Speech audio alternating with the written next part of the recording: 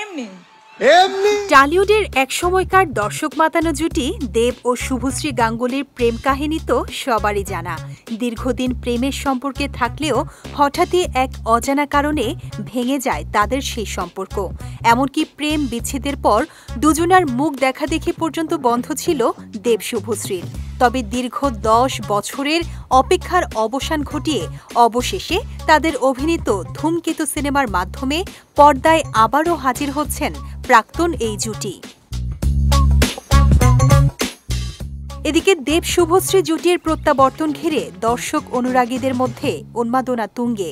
সম্প্রতি ধূমকেতু ট্রেলার লঞ্চের পর থেকেই এই দুই তারকার পুরনো রসায়ন নিয়ে উচ্ছ্বসিত তাদের ভক্তরা।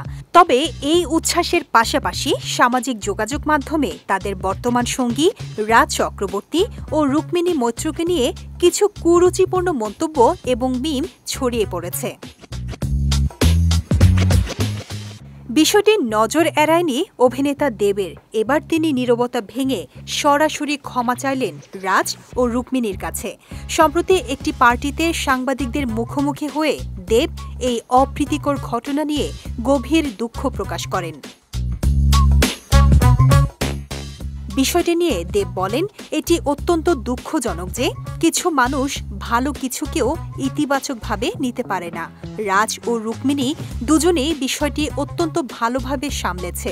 আমাদের পরিবারই আমাদের সবচেয়ে বড় শক্তি।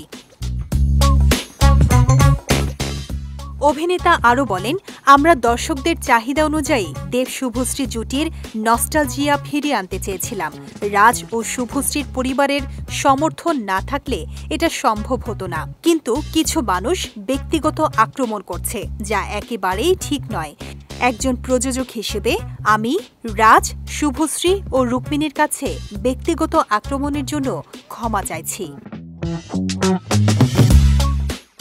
বাংলা সিনেমার স্বার্থে দেব শুভশ্রী জুটির পুনর্মিলনকে ইতিবাচক মনে করছেন রাজ ও শুভশ্রী দুজনেই।